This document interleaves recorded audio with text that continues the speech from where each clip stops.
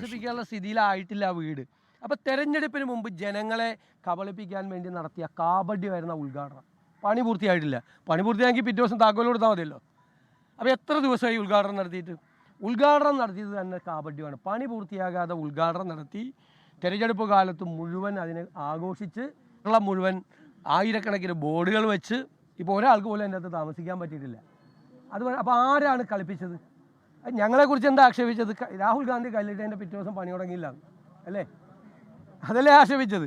അപ്പോൾ ഇവർ ഉദ്ഘാടനം ചെയ്തെടുത്ത ആൾ താമസവും തുടങ്ങിയിട്ടില്ല. പിന്നെ മന്ത്രി മേശയുടെ പുറത്ത് കയറി എന്ത് നാടകമാണ്! മന്ത്രിയാണ് മേശയുടെ പുറത്ത് കയറിയിട്ട് മന്ത്രിയാണ് ചോർച്ചയുണ്ടെന്ന് പരിശോധിക്കുന്നത്, പെൻസിൽ മാർക്കാണെന്ന് പരിശോധിക്കുന്ന മന്ത്രിയാണോ? മന്ത്രിമാരാണോ? ഇപ്പോൾ പാലം വീണ പരിശോധിക്കുന്ന മന്ത്രിയാണോ? മന്ത്രി ഇതുമായിട്ട് എന്താ ബന്ധമുള്ളത്? മന്ത്രിയല്ലല്ലോ, എഞ്ചിനീയർമാരാണ് പരിശോധിക്കേണ്ടത്. ഗുരുതരമായ ക്രമക്കേടുകളാണ് ആരോപിക്കപ്പെട്ടിരിക്കുന്നത് നിർമ്മാണത്തിൽ തന്നെ. ഇത് തന്നെ ഏച്ചു കെട്ടിയ ഉദ്ഘാടനമാണ് അവിടെ നടത്തിയത്. ഇതിനൊക്കെ മറുപടി പറയേണ്ടി വരും. ഞാൻ പറയല്ലോ, കാലം ഇതിലെല്ലാം കണക്ക് ചോദിക്കും. തെറ്റായ പ്രചരണങ്ങൾ തിരഞ്ഞെടുപ്പ് കാലത്ത് നടത്തിയതിൻ്റെ ഓരോന്നായിട്ട് പുറത്തു വരിക. അത് പുറത്തു വരും. ഇനിയുണ്ടല്ലോ ഒരുപാട് കാര്യങ്ങൾ.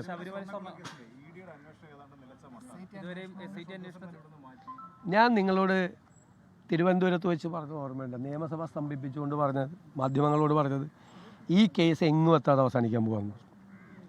ആ കേസിലെ പ്രതികൾക്ക് ജാമ്യം ഹൈക്കോടതി നിഷേധിച്ചു. സുപ്രീം കോടതി രൂക്ഷമായ ഭാഷയിൽ അയ്യപ്പൻ്റെ സ്വർണം കവർന്നവർക്ക് ജാമ്യമോ എന്ന് ചോദിച്ച് പറഞ്ഞുകൂടി. ജാമ്യം ഒന്നും കൊടുത്തില്ല.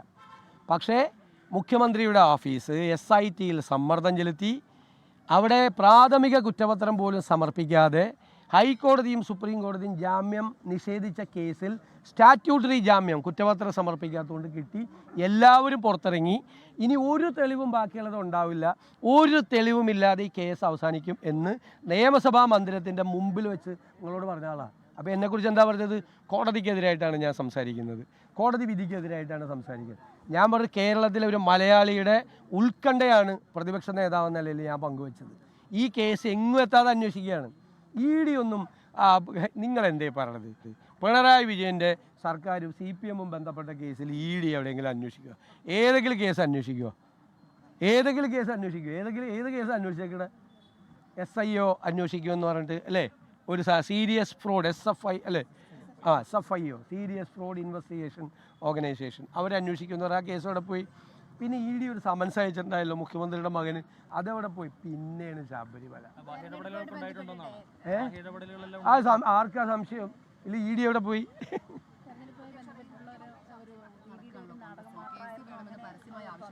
ഏത്? ഞാൻ പറഞ്ഞല്ലോ, പാർലമെന്റ് തെരഞ്ഞെടുപ്പിന് മുമ്പ് നിങ്ങൾ പറഞ്ഞു കരുവന്നൂരിൽ പിടിമുറുക്കുന്നു ED.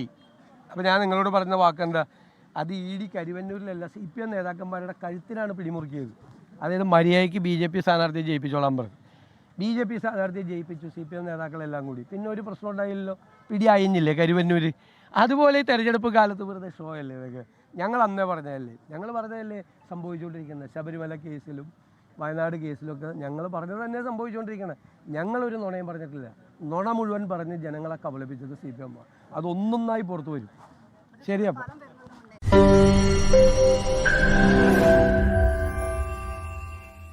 ലോകത്തെവിടെയായാലും ഏത് സമയത്തും 24 വാർത്തകളും ഓഗ്മെന്റഡ് റിയാലിറ്റി പാക്കേജുകളും എക്സ്പ്ലെയിനറുകളും വിശദമായി കാണാൻ ഞങ്ങളുടെ YouTube ചാനൽ നിങ്ങൾക്ക് സബ്സ്ക്രൈബ് ചെയ്യാം.